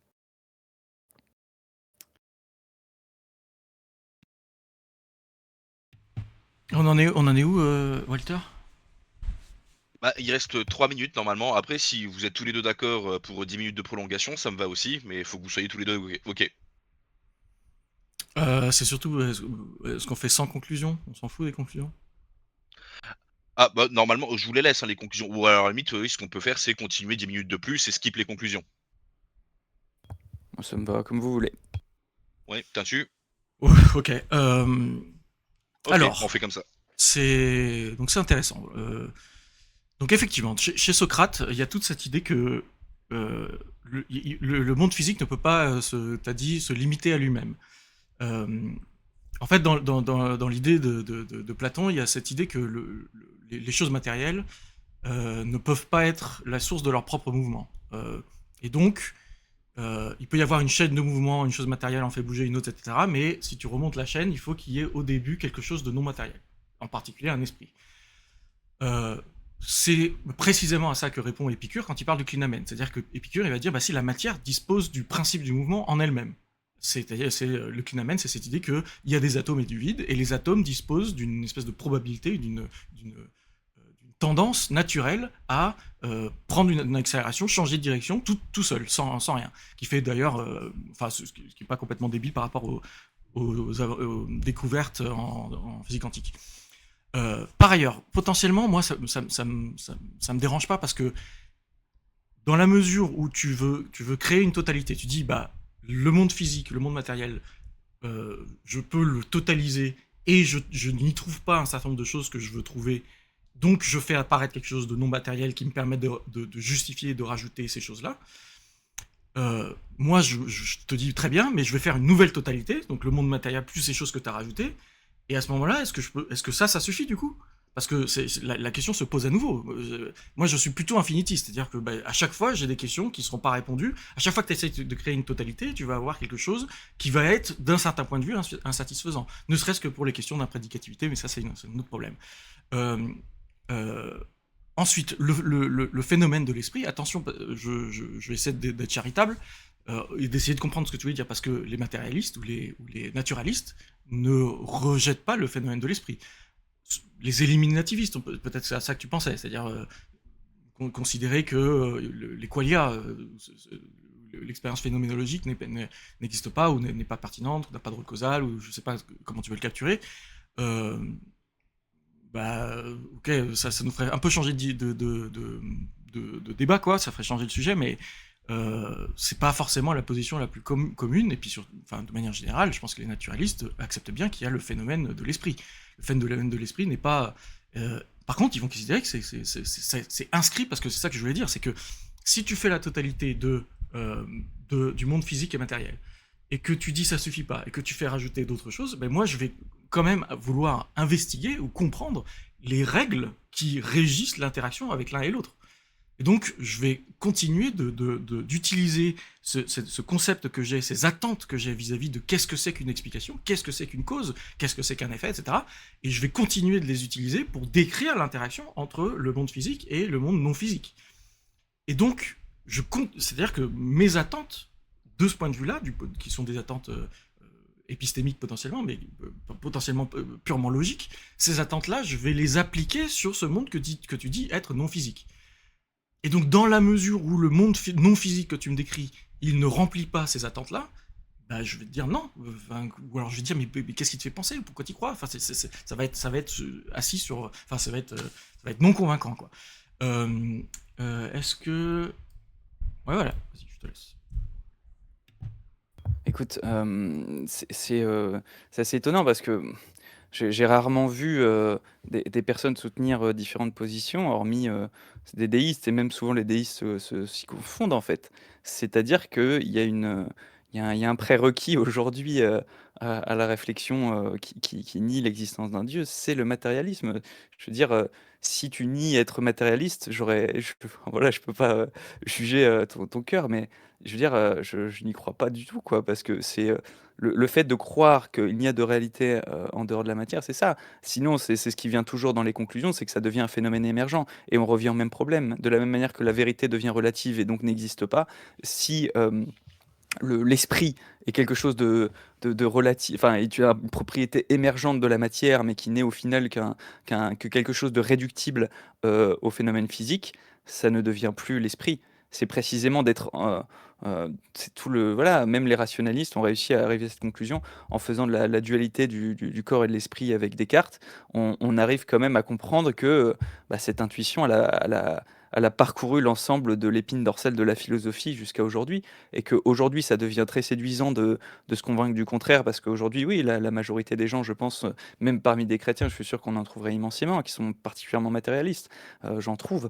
Donc, mais que le matérialisme soit aujourd'hui justement la cause de cette mauvaise réflexion qui est faite du théisme, j'en suis absolument convaincu. Et c'est ce qui me semble être démontré à chaque débat que j'ai, en fait. C'est que tu admets de tes lèvres l'esprit, mais en fait, voilà, tu le réduis, je pense, tu me diras si c'est le contraire, mais à un processus physico-chimique. Et ainsi, on en vient au même problème. C'est-à-dire que en niant l'esprit, on finit par nier qu'il y ait une vérité, et donc même, voilà, hein, c'est aussi le sens de tout ce débat et de cette réflexion. C'est que en cherchant la vérité et en étant des personnes qui se donnent du mal et se décarcassent pour trouver la possibilité d'une vérité, toi tu parles d'un système, mais je pense qu'il est une illusion, où tu construis palier par palier quelque chose que tu sais qui va être détruit à la fin. C'est très noble de courage, mais en même temps, pour moi, c'est une illusion, parce que je pense très sincèrement que personne ne se casserait la tête à chercher avec le fond de ses tripes et prendrait autant de temps à réfléchir s'il n'avait pas la conviction qu'il arriverait à une forme de vérité, en fait, de conclusion finale possible. Voilà. Attends, je marque pour pas l'éviter. Ok. Alors, là, ma démarche, c'est pas tellement de nier d'être matérialiste, c'est plutôt de te tenir la main. C'est-à-dire que là, tu essaies de me tirer, de m'amener vers quelque chose, et moi, je te prends la main, je te dis, vas-y, amène-moi, et je vois ce que j'y trouve. Et ce que je te dis, c'est que, quel que soit l'endroit où tu m'amènes, j'ai un certain nombre d'attentes, et si tu m'amènes à un endroit où mes attentes ne sont pas remplies, bah, je vais te lâcher la main, en fait, assez facilement. Ensuite, le dualisme qui traverse l'épine dorsale de l'histoire de la philosophie. Tout à fait, donc ça c'est évident. Par contre, attention, le matérialisme aussi. Il y a pratiquement des traces de matérialisme aussi vieilles qu'il y a des traces de dualisme dans l'histoire de la philosophie. Démocrite, c'est un matérialiste, donc je suppose que tu considérais qu'il nie l'esprit. Et donc le matérialisme traverse l'histoire. Bref. Ensuite, tu dis matérialisme comme mauvaise conception du théisme. Ça pourrait valoir la peine que tu développes un peu ça. Moi, je serais pas d'accord. Moi, j'ai l'impression que c'est ce que je te disais. C'est-à-dire que toi, tu vas me dire, tu m'as dit, oui, tu réduis l'esprit à quelque chose de physique. Alors le problème, c'est que moi, je suis un idéaliste, hein, donc je réduis l'esprit à quelque chose de physique, et je réduis le physique à quelque chose de l'esprit, parce que le physique, c'est des concepts. Il n'y a pas de physique, la physique, c'est une démarche humaine. Le terme physique, il se réfère à un concept. Le capitalisme, c'est un concept. Donc il n'y a pas de capitalisme s'il n'y a pas d'esprit non plus. Donc, et derrière, après, ce concept, bah, il est physique aussi.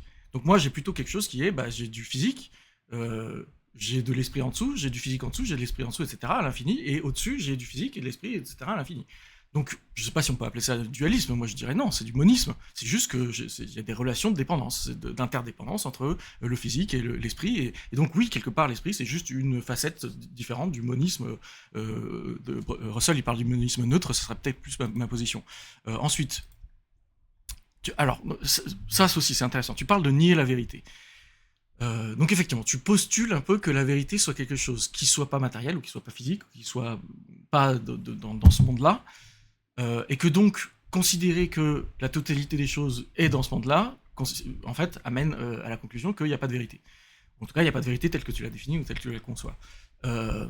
Ça me paraît moins évident que ça traverse l'histoire de la philosophie. Parce que déjà dans les dialogues de Platon, etc., tu vois bien que il y a cette idée de vérité comme le résultat d'une évaluation par un agent. Alors, c'est pas forcément la position qui est défendue, mais c'est une position qui est défendue déjà par Protagoras et par d'autres. Donc, c'est une position aussi qui traverse l'histoire de la philosophie. Et je suis pas. Après, faudrait que tu fasses un développement et une démonstration fournie pour montrer que cette vérité-là, cette vérité matérielle, soit si problématique que tu as l'air de penser qu'elle l'est. Et pour la dernière chose que tu disais, je ne pense pas que quelqu'un prenne autant de temps à investiguer s'il n'est pas sûr d'arriver à quelque chose de final. Alors là, je suis complètement en désaccord. Au contraire, je dirais qu'il y a même certains scientifiques dont la seule hantise, c'est d'être né dans un monde dans lequel on n'a plus besoin d'étudier quoi que ce soit, puisque tout est déjà connu et su. Là, ce serait l'horreur, il n'y a plus de découvertes, c'est nul, on s'ennuie, donc ça me paraît pas évident. Vas-y. Moi, là, au niveau de ton explication, de ta réponse, il me vient quand même une difficulté, c'est je n'arrive pas à comprendre comment tu ne conçois pas, comment tu arrives à trouver si insatisfaisante l'idée divine avec un idéalisme si marqué, si vraiment, comme tu le dis, c'est le cas de ta pensée, de ta réflexion. Bah, le courant de l'idéalisme se définit par ça, c'est qu'il conduit irrémédiablement à la foi en fait, quelle que soit la foi. Quand on regarde, quand on regarde la réflexion sur l'esprit, on ne peut que, comme le fait Socrate, donner la supériorité de l'esprit sur la matière. Quand tu fais une réflexion sur la réalité de l'esprit, c'est dans le roseau pensant de Pascal, l'univers qui peut nous écraser d'un battement de cils, mais qui n'est rien, parce que nous, fragiles comme on l'est, lui, il ignore et nous, nous le savons, bah, c'est là que ça s'inscrit. Je ne comprends pas comment tu ne conçois pas après. Oui, pour le. Parce qu'en fait, bon, là, ça me met en difficulté parce que tout simplement, tu ne poses pas aussi le fond de ta pensée pour moi. Je ne sais pas aussi voilà, ce que tu crois et ce que tu es profondément. Parce que si effectivement tu crois que l'esprit a une forme d'existence supramatérielle, bon, très bien, mais ton explication et ta recherche conduisent systématiquement à penser le contraire. Donc j'ai aussi du mal un peu à avancer sur ça.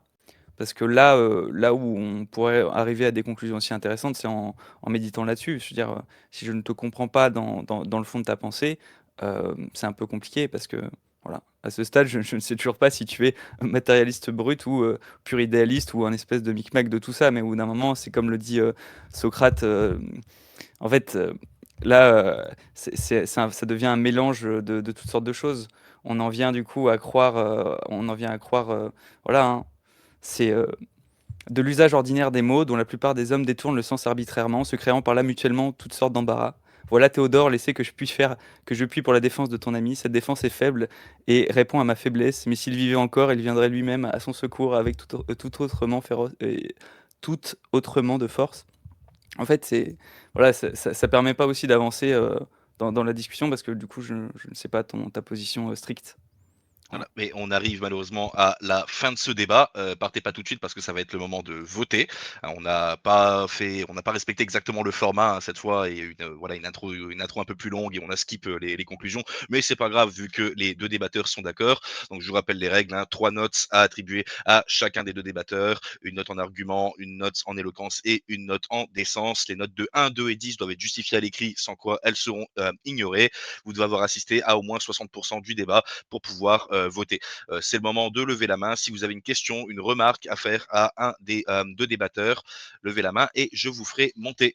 On ne fera pas de débat dans le débat, hein, par contre, hein, mais voilà, n'hésitez surtout pas si c'est une simple question ou une remarque que vous avez à poser. En attendant que les gens votent et lèvent la main, je vous rappelle que le 24, on a un nouvel événement Avocat du Diable entre Kiwil et Pic. Donc Kiwil, catholique, défendra l'athéisme, tandis que Pic, athée, défendra le théisme. Le 1er août, on a Jessie Angers-Robert qui revient pour débattre contre l'Action française, pour en gros confronter la vision républicaniste et monarchiste. On a 2 mains qui sont levées. Je vais tout de suite faire monter Khalil. Alors Khalil, hop, c'est à toi. On t'écoute. Alors Tintu est plus devant son micro, mais je sais pas, à mon avis, oui, il a toujours son casque. À mon avis, il t'entend toujours. Oui, bah, merci pour votre débat, c'était très, très intéressant, merci pour votre effort. Du coup, j'aurais 3 questions pour Chrome. C'est possible? Allez, c'est Je parti. t'écoute. Bah, si j'ai bien compris, si l'univers il a un sens parce que Dieu l'a voulu, du coup, d'où vient le sens de Dieu? Ça va chercher très, très loin. Dieu et son propre sens, c'est justement aussi la réflexion un peu de tout le débat là où j'ai voulu Mmh. amener, le teinturier, aussi. C'est d'essayer de voir comment on peut parler de Dieu et Il est bah, déjà auto-fondé? en fait, Dieu n'est pas, réductible, à cette question, au contraire et c'est déjà empêcher de parler de Dieu que de le réfléchir de cette manière. Trouver la cause du Dieu transcendant, bah, c'est qu'il n'est pas transcendant et donc il n'est pas Mmh. ce Dieu qu'il prétend être et donc il n'est pas et donc voilà quoi. On arrive à un non-sens. Et ma deuxième question, c'est est-ce qu'on a besoin de Dieu pour que notre vie ait un sens ou est-ce que le sens il peut être construit de l'intérieur sans qu'il y ait quelqu'un d'extérieur pour le donner? Bah, ça, il y a plusieurs aspects.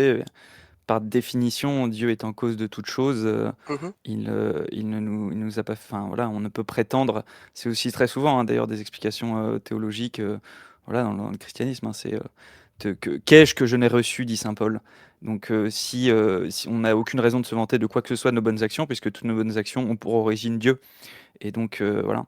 Si on peut trouver un bonheur, oui, dans la justice, dans la pratique de la vertu, j'en suis certain et pour autant être athée ou être loin de Dieu parce qu'on a eu des causes légitimes de pas le comprendre ou de pas le croire, et qu'on a quand même vécu sa vie selon le bien, bah, écoute, moi je suis certain qu'on a bon accueil auprès de Dieu et justement, oui, on a un sens mais qui sera toujours, cadré par Dieu. Mais après, de notre vivant, on aura beaucoup, beaucoup, de saints n'auront pas, vécu leur vie, en croyant en Dieu et en fait, sont reconnus comme des justes, par lui, quoi. Voilà. D'accord, bah, je te remercie. Et ma dernière question, c'est, tout à l'heure tu as parlé d'herméneutique, c'est ça? Et Oui. bah, je me suis, tu catholique donc. Je me suis souvenu du fait qu'en 92 l'Église elle a reconnu ses torts dans l'affaire Galilée. Heu, le le cardinal, heu, il a déclaré que, les théologiens qui étaient contemporains de Galilée, ils n'ont pas su interpréter les significations profondes et non littérales des Écritures.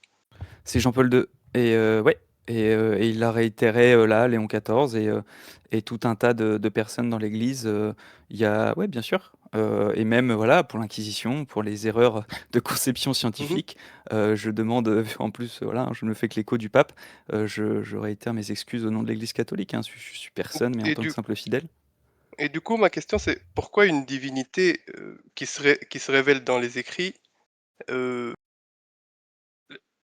est-ce que sa vérité, elle échappe aux croyants les plus, enfin ceux qui étaient les plus croyants, quoi, les plus zélés et tout, et, et qu'elle finit par être comprise grâce aux travaux des sceptiques. C'est un peu Euh, ironique, non? Moi, bah ouais, mais Dieu, je veux dire, sait aussi très bien nous amener à l'humilité de manière assez flamboyante, hein. On voit aussi bien dans les débats comme on peut être amené à s'échauffer et à créer une espèce d'animosité réciproque, alors que bah, en Mhm. tant que catholique, on n'est pas censé être appelé à ça. Et donc, oui, qu'on soit amené à l'humilité, bah oui, Dieu, il veut pas faire de nous des gros arrogants destinés à ressembler à Satan lui-même au niveau de l'orgueil. Donc, qu'on soit amené à se prendre des fois des petits tacles, nous mettant au sol de la réflexion rationnelle et logique, bah, c'est plutôt sain, je trouve. C'est plutôt bien placé. Donc, non, au contraire, moi, j'ai une grande phrase que j'ai retenue de la mystique, voilà, que nous sachions que personne n'est assez saint pour ne recevoir, n'avoir de conseils à recevoir de personne. J'essaie de garder ça, et je pense que déjà on partira bien, et il n'y a qu'à regarder les discours des papes, hein, c'est souvent merveilleux de ce genre de conseils et d'explications. On ne peut pas partir dans un échange si on n'essaye pas si on n'essaye pas de croire, de savoir que l'autre peut nous apporter aussi quelque chose qu'on ignore, et que ça se passe dans l'écoute. L'écoute, c'est pas quelque chose d'approximatif, c'est concret. Et donc, oui, on peut se faire débunker si c'est pour la vérité, il n'y a pas de souci. Ok, bah, je te remercie. Bon, j'avais un autre truc à dire, mais c'est pas grave. Allez, Ok, ça marche. Bah, merci beaucoup Khalil, je te fais redescendre et on va tout de suite faire monter Microsoft Teams. Microsoft Teams, bon, qui a récemment changé de pseudo, mais normalement la voix Chrome devrait le reconnaître assez facilement. On t'écoute Non, Microsoft. mais il faut pas spoiler, Monsieur Walter. Bonjour à tous, c'est bien moi, Microsoft Teams. Je suis un agent des Américains. Je Je prends voudrais l'argent. savoir, Oui, voilà, la je voudrais question, la question. savoir Oui. deux choses. Voilà, j'ai deux questions. Il y en a une qui est assez importante, c'est est-ce que Teintu et Chrome pourraient me donner leur définition de téléologique, d'explication téléologique? Oui, bah donc c'est ce que j'ai expliqué Vas-y. dans l'introduction. Télos, c'est le terme grec pour parler de finalité, d'objectif, de but. Donc la téléologie, c'est l'étude de la finalité, pour faire simple. Et donc, comme je disais, l'argument emblématique, c'est le fin réglage. Donc c'est le fait que le monde semble être euh, dirigé vers l'existence de la vie, potentiellement de la vie intelligente, etc.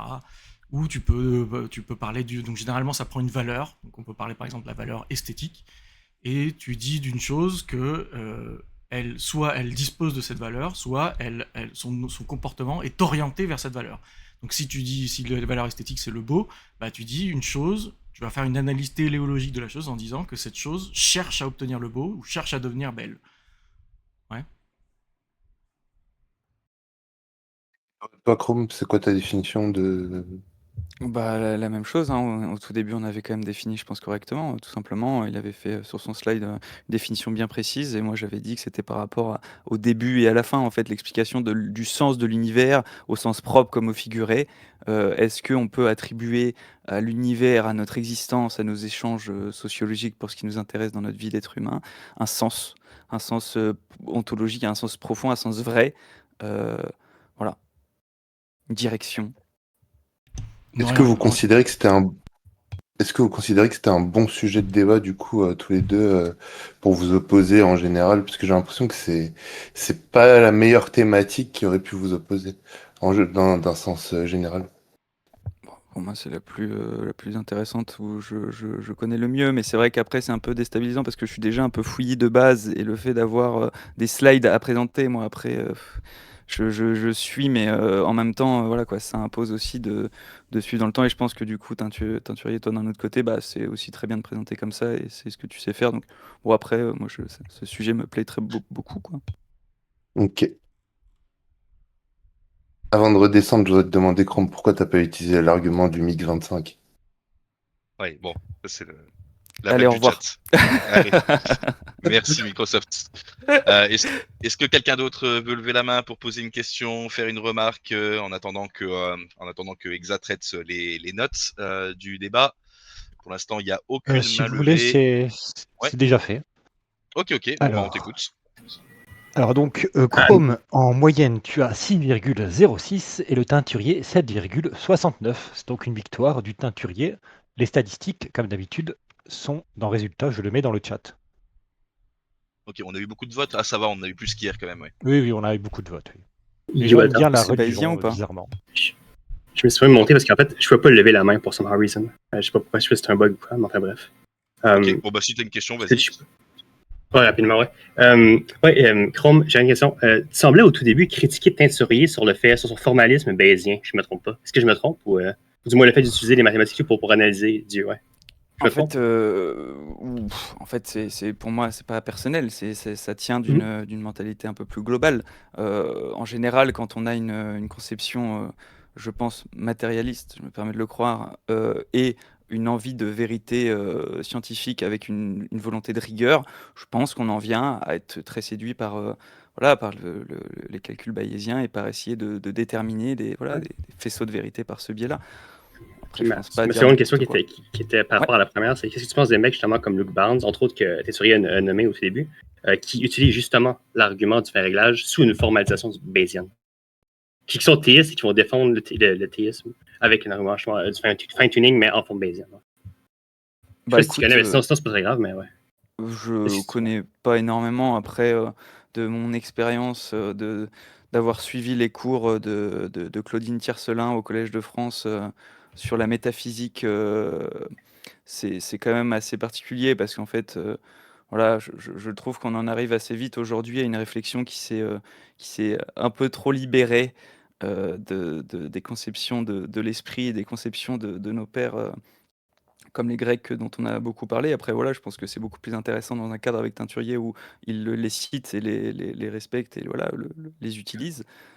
Mais ouais, moi, c'est pas trop mon dada. Après, j'entends et je m'y intéresse évidemment, Ok. mais là, Ok, fair enough. Ah, c'est bon. Et bon débat à vous deux, puis ouais, je redescends. Merci pour le débat. Ça marche. Merci Pic. Je vois qu'on n'a aucune autre main levée, hein, donc si personne ne lève la main là immédiatement, je vais mettre fin à l'événement.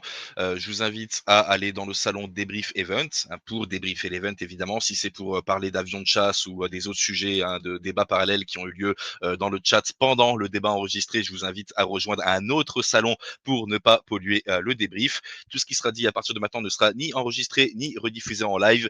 Je remercie les débatteurs et je vous souhaite une très bonne soirée à tous sur DBD.